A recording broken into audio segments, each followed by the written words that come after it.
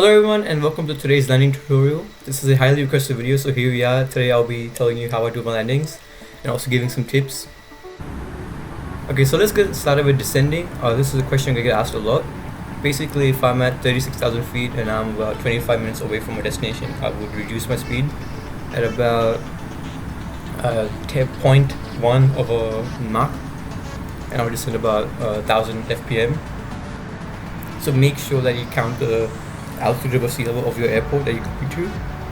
Okay, so here we are in an Emirates A380 on final road Amsterdam Schiphol. This is a manual landing by me under zero weather conditions. So you'll see a weather landing next as well and visibility landing. For manual landings, calibration is important, so make sure that it's easy for you to maneuver the plane and make sure it's as natural as possible. It's a natural position. You should not be laying down when you fly your plane. You should always be upright.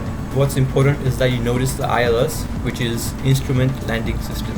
In infinite flight, basically every runway has this. However, in the real world, not every runway is going to have ILS. And the dial thing basically shows your heading, how linear you are to the runway, how lined up you are, and also being able to check the runway heading and the runway number.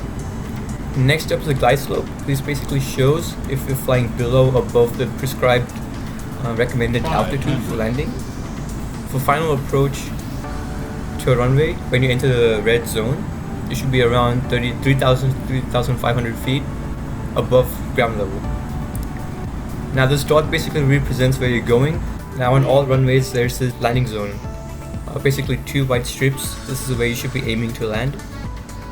Now you want to slowly reduce the speed to try to land on the zone. I don't take manual control over the throttle because I feel it makes it a bit harder to land because you're more distracted. Gently sit the nose down. However, I'm not the best at that. And fire up the reverse thrust at about 60% or so. I believe you can use brakes as well. However, for long runways such as these at Amsterdam, there is no need to do so. However, I think in actual practice you might. And keep doing this until you build 30 knots and the reverse thrust will automatically cut off. And then taxi off the runway and turn off the spoilers and retract the flaps, and also turn off the landing lights and strobes. So now that I've talked too much, let's see this landing.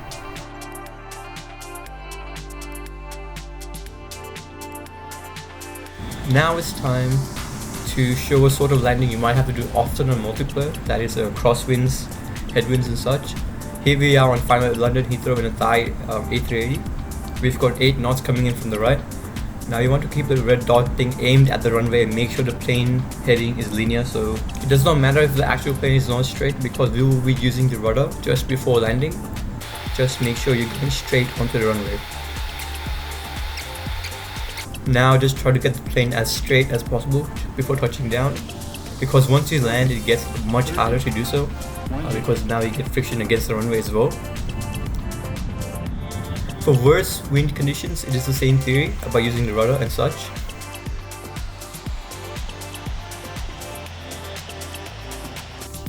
Now just as I was finishing writing up the script, I forgot to do a visibility landing. So here we are in an Air New Zealand 777 on approach to Mauritius Island in Africa. Visibility is about 1 kilometers, which is 0.6 miles. There's wind along with light turbulence. So you're better off using manual for this, as you can just quickly control the plane. And just try to follow what the ILS shows. And then once you see the runway, do your own thing and really ignore the ILS. 20, 10. Now as you can see, I somewhat failed, but as long as the plane doesn't go way to the side, then it's fine. In such conditions, I guess that's fine. So this concludes the landing tutorial. I hope you like the fact that I try to cover multiple scenarios and conditions. Of course, I haven't covered all of the conditions, or if you want me to cover some specific conditions, please let me know. Feel free to ask me any questions, clarifications, because I know sometimes my voice cracks and slurring is not the best for understanding. Again, voice captions should be on the video, so please enable them. If you have any ideas for videos, please let me know, as it's really appreciated. Thank you for watching and see you next time.